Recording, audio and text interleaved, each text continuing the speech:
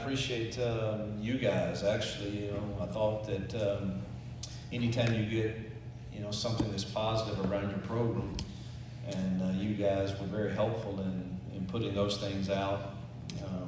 Sometimes I'm not totally crazy about the timing of everything that comes out, because we have plans that we put in place and we're trying to do. But man, I just, every one of you that I got to meet, around our recruitment in this few weeks that we've had, you've been very kind and fair. And I'm thankful that we have such interest from all of you. So thank you for doing that. It was a wild 2 weeks for us. I mean, we came into this considerably behind what I think Auburn should be in recruiting. And I have to say, first and foremost, the Zach and Cadillac, and even C-Rob, I think, and probably others too that I'm not totally aware of, but those guys never gave up in trying to hold on to some relationships that had been formed throughout the previous years, along with people in the building.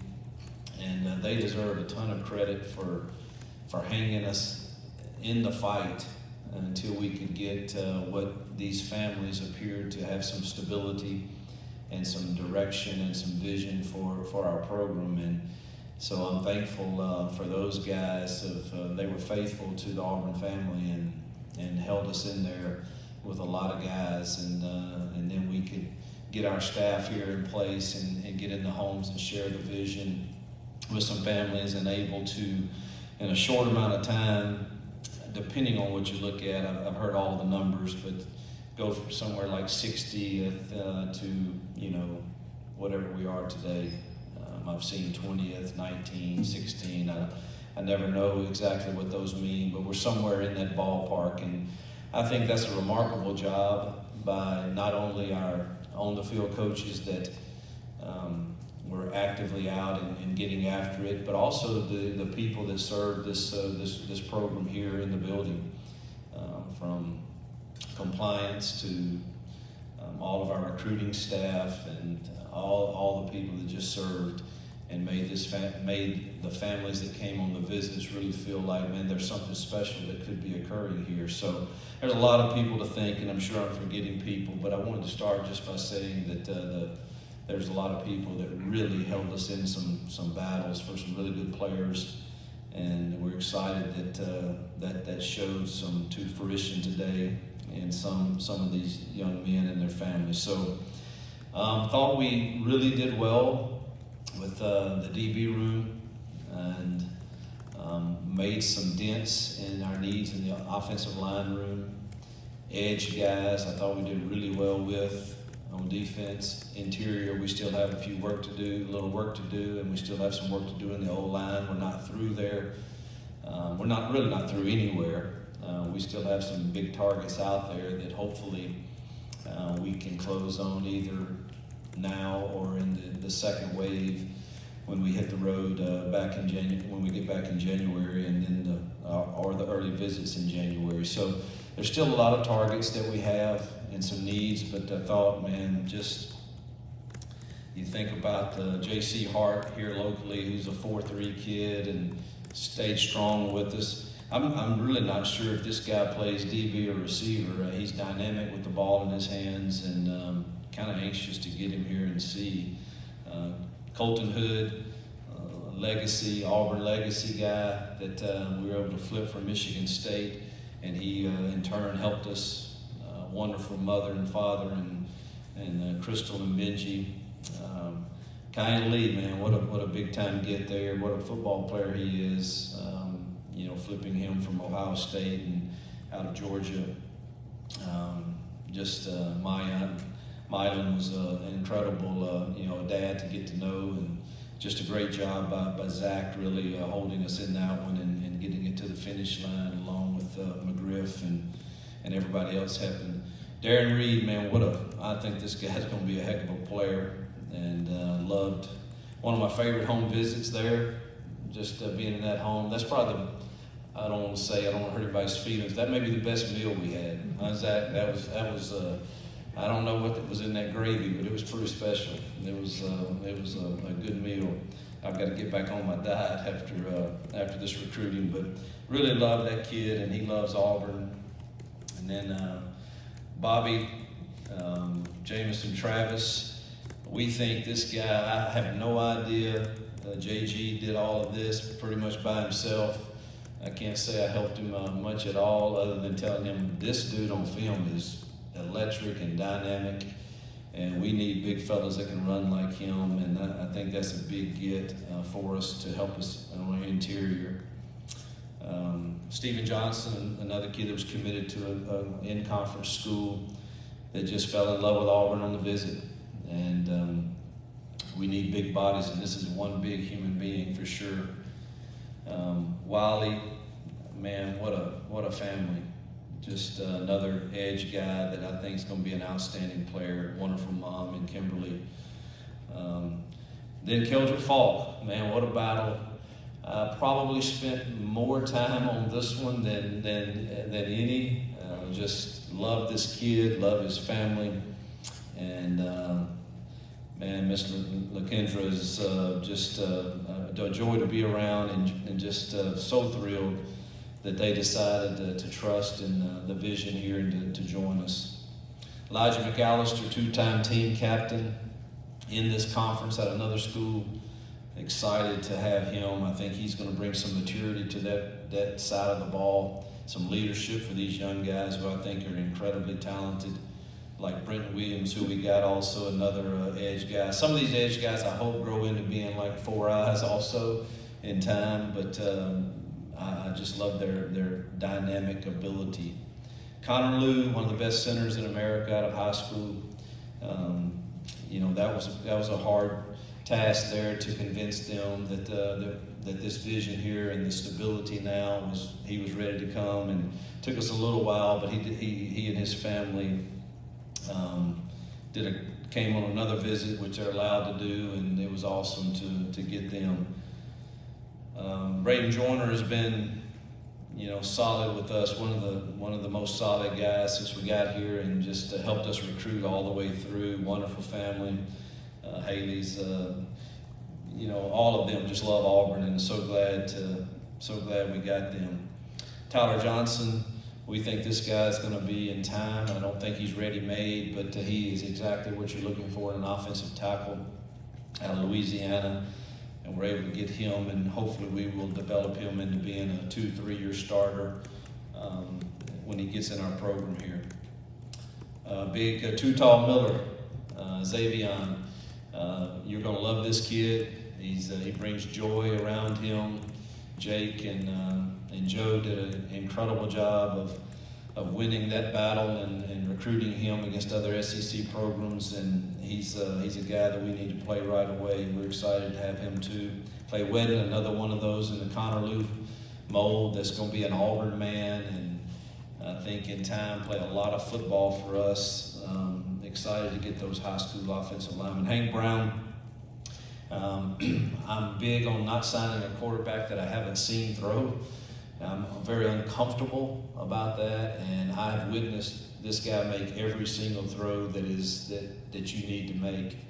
And he is a heck of a guy, great family, and it's going to be a great addition to our locker room and leadership, and see how he competes to throw the football, because he really has an NFL arm. I've witnessed it with my own eyes. Terrence Love, solid family, man. Stephanie and Princeton, they're an Auburn family through and through, stayed strong with us. One of those big safeties you need in this league that can come down and be physical. Sylvester Smith, another DB that McGriff was able to already had a relationship with, and once we got him on campus, we're able to turn his attention to Auburn away from another league school. And then Sorey, what a big time, I think has a chance to be a big time receiver, long and athletic, and hopefully get in our system and develop. So I think that's the ones that we have in thus far. I'm certain that you might have questions that I can answer about those.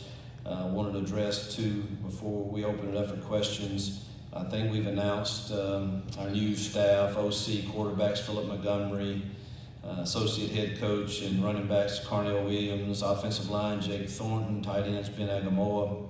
Yet to hire wide receivers coach. I'm really close to that. I just have been focusing on recruiting. Defensive coordinator Ron Roberts, defensive line Jeremy Garrett, linebackers Josh Aldridge, and secondary coaches Zach Etheridge and Wesley McGriff. Strength and conditioning Dominique Stadzinski, and Ken Austin is our chief quality control of the program that oversees. If we say we're going to do something a certain way, let's do it that way. So I'm excited about our staff, and we'll be bringing in the rest of the off-the-field support staff, along with the wide receiver coach at the beginning of the new year. Questions? Christian? Yeah, Hugh, Christian Clemente with Auburn 247. You talked about Keldrick a little bit, how much that was a battle with him. Relationships were so big.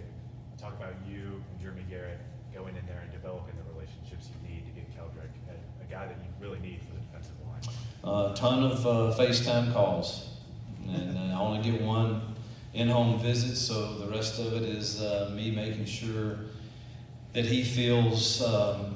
Obviously, JG is going to do a good job in doing that, as did Zach. But making sure that he felt like, man, I'm a priority for not just them, but for the head coach. And I can't do that with every single recruit we have, and so I have to be strategic. But he was one that I was going to be on the phone morning and night every single day, trying to convince him that this was the best place for him. And he had great options and really was down to 2 schools, and the other I have great respect for their head coach, and I know he's good at building relationships also. And I think it really came down to, we did a good job of building the relationship, and also the gift he can give his mom and family to be really close and do something special here at Auburn. Second row, Bill. Bill Cameron, ESPN 1067. Coach, obviously a very good effort there on both sides of the line of scrimmage. You talked at your opening press conference about going a little heavier in the transfer portal this time. You've gotten a couple in now. What areas are you looking at, do you feel like need the most help? Most will be O-line, continuing to develop that. We still need a few more O-line, interior D-line, and some linebackers. That would be the priority. Not that we don't take others also, but if you're asking for the priority, those are kind of the areas. Mark? Was it encouraging that you're able to keep almost all your guys, and you only recruited them for a couple of weeks, and sometimes you have to build these relationships for a couple of years to get them? Yeah, I think it speaks for Auburn that most of the guys stayed strong with their commitment here, and most of our current team stayed with us, at least the ones we're really counting on, and I think that just speaks volumes about this place. Second row, far left. Your bias move on L.com. Still having a pretty good day today. I think so. Everybody. It's really hard not to look at. We moved up 40-something spots, and we still don't feel like, did you close the gap on those big dudes that we've got to go beat? And that's in a year's time, I hope we're right up there with them. But there's no question we improved our current state, and now we've got to go make the most of them on the field. But I think it was a solid day for us. And then, thank you for saying that. And just to follow the actual question, when you first talked to us, you said you hadn't really set your priorities when it came to recruiting. How did that change, and where did you prioritize in the last few weeks? Well, we tried to focus on big men, the most part. I just think this is a big man league, and if you don't have guys on both sides up front, then it's very, very difficult for these athletic receivers and running backs and quarterbacks, and those DBs get a lot better if you've got an edge rusher that can shorten the time that the quarterback has. And so I think our emphasis will always be on making sure those rooms are correct. We're not there yet. We need some more help. I hope recruits are listening. and we're still going to be recruiting them tonight to try to, for right now, come in and help us. There's still a few out in the portal that we're heavily on, and hopefully we can land a few of those guys.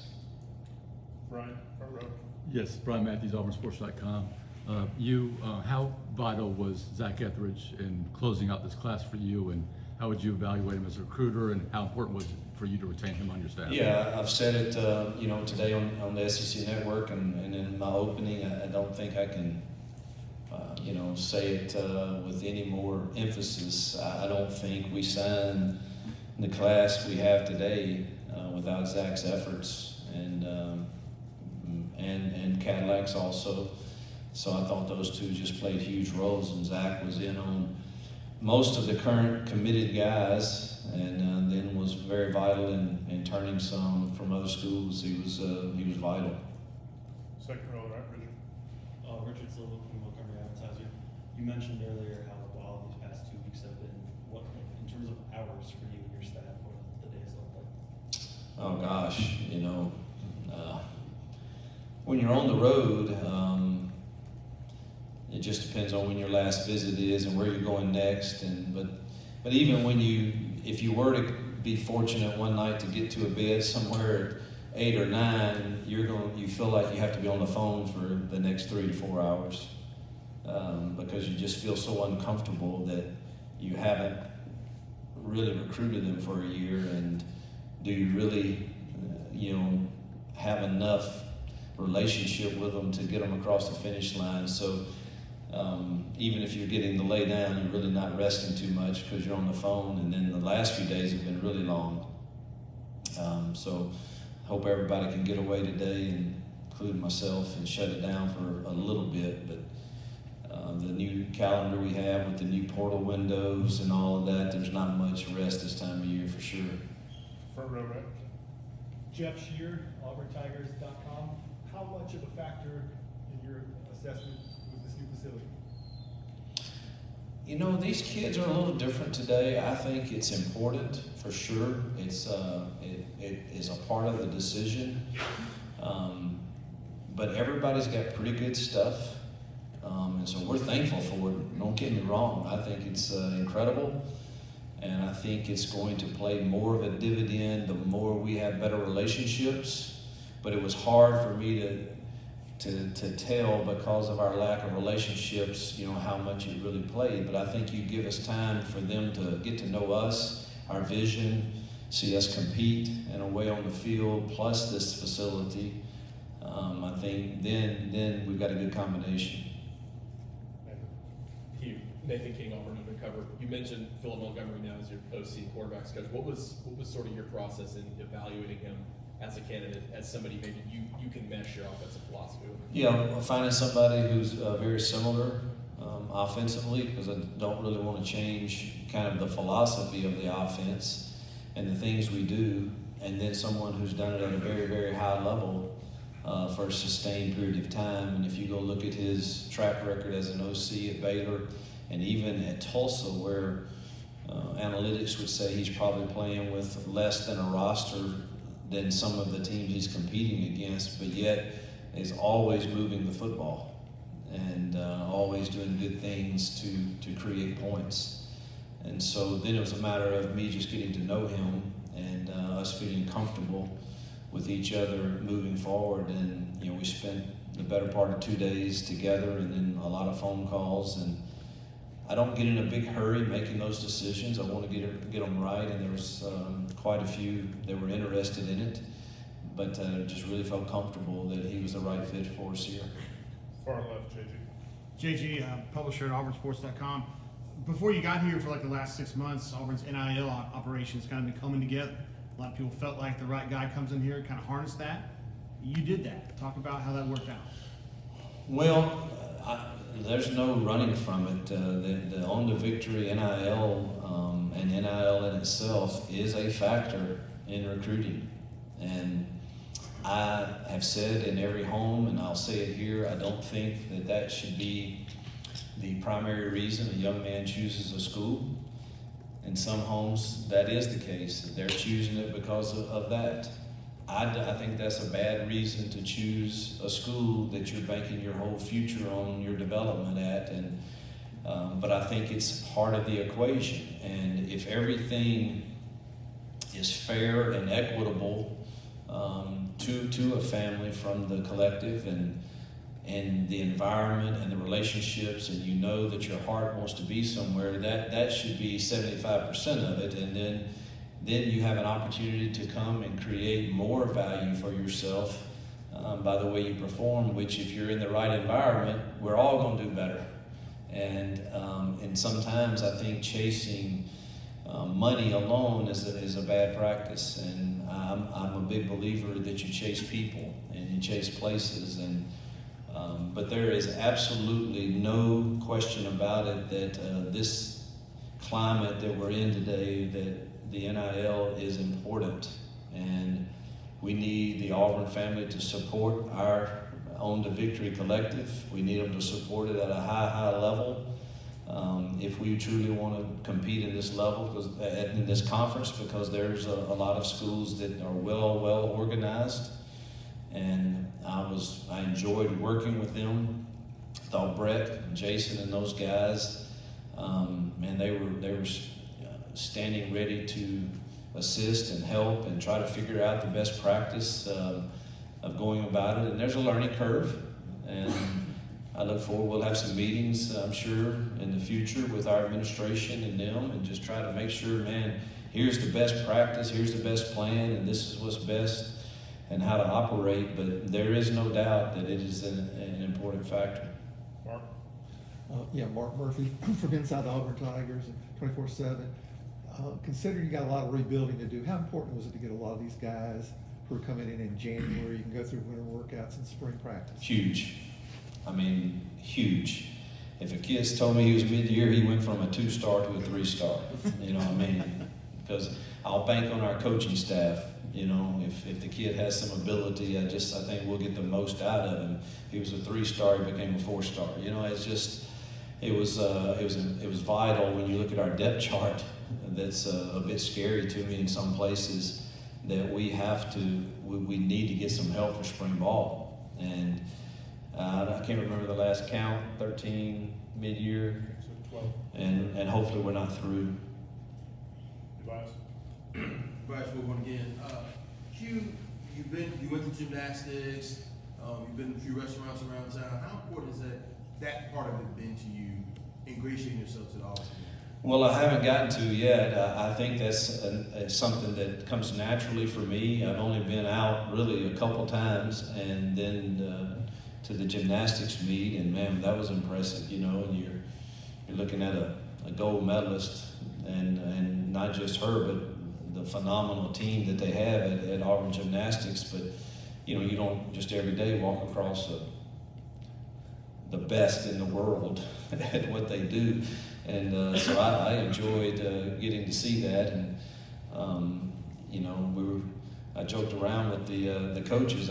We need to get her in the building and let her do a few flips and use that as our flip video when we flip somebody. And I thought that would be kind of neat. You know, that's really the only 3. I've been out twice, I think, and that was taking a couple of coordinators out to eat on the town one night, and just the gymnastics. But Jill and I look forward to being a part of the community. That's what we believe in, and we get that with that, you know, comes criticism at times, and because I made a terrible call on 4th down, or I didn't recruit this kid the right way, and we get that, and I'm okay with it. We still want to be a part of the fabric of what makes Auburn Auburn, and that is the people and the community. And we look forward to, man, I'm heading home.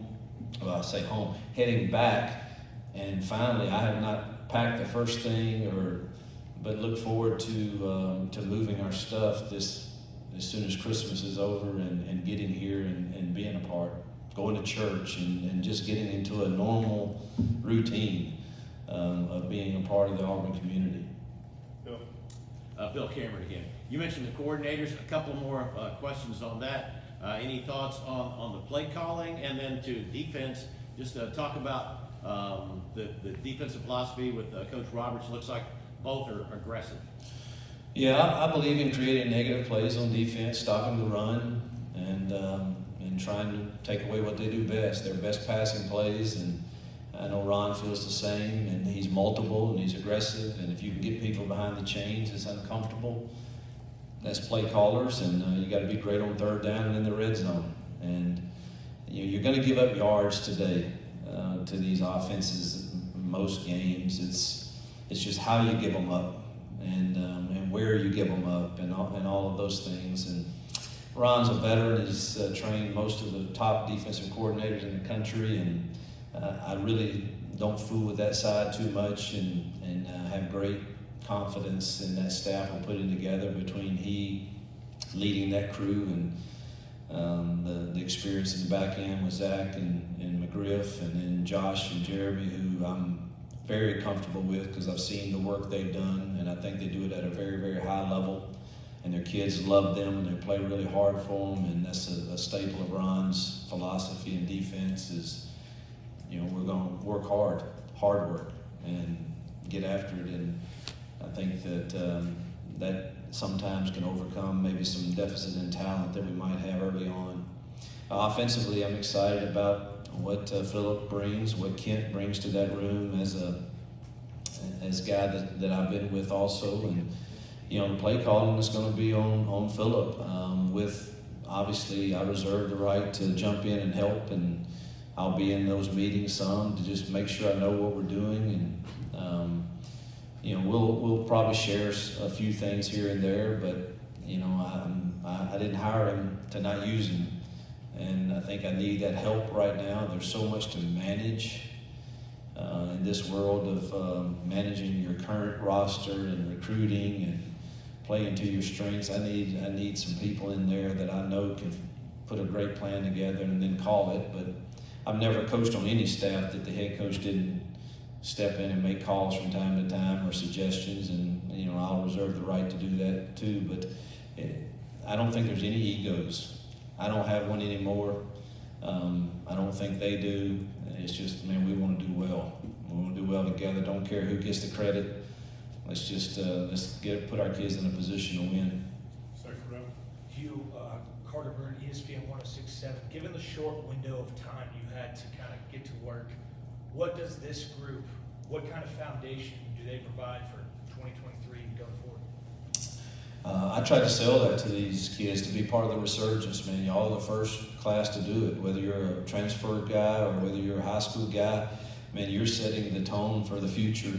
And they're setting the tone with our returning guys. Look, and that's something that I haven't even got to know our current players very well yet. There's a few that I've spent more time with the others, but they were gone pretty quick after I got here, or either I was on the road and didn't get to spend time with them. And so it's going to be us blending those two, but there's no doubt this class is providing a boost to our depth chart and to our roster, and so they have to be a foundational piece of it. And hopefully we have great leaders here at some positions that can even bring some of those young ones along. JG. Yeah, JG again. How committed are you to getting a quarterback out of the portal? I know you talked to a few. Is that an important thing?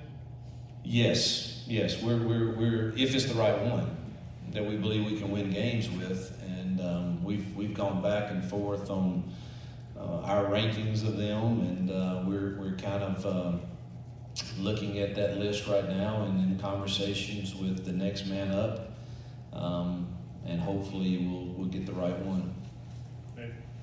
Hugh, you mentioned the importance of getting the offensive lineman from the high school level. That's something Auburn had lacked in the past few seasons. What did you like about Jake Thornton and the way he might be able to develop these guys? And then second part, do you have somebody designated to be your special teams coordinator? Yeah. Can I announce that? I'm not sure. But yes, I do. I do. I have the special teams guy. I just don't know. I'm not sure. I don't want to get crossways with HR. I'm not sure if that's permissible yet or not. But yeah, we have him. He's agreed to come, and he's going to coordinate it from off the field. And unless they pass the rule that others can be on, and Coach Agamoa and Coach Aldridge will be the on-the-field voices, along with the GAs and other coaches also. But Jake did a great job. He already had a relationship with a lot of the high school kids. And, I think when you go into homes, he's a relational guy, relational coach like me. He can also say, look, I've coached 2 offensive lines that led the league in rushing the last 2 years. And we want to do the same here. And we need high school linemen that come in and we develop to be long-time players here. And so it's vital that we do that every year. Anything else? All right, Coach, thanks for your time. Thanks, you. All right, thank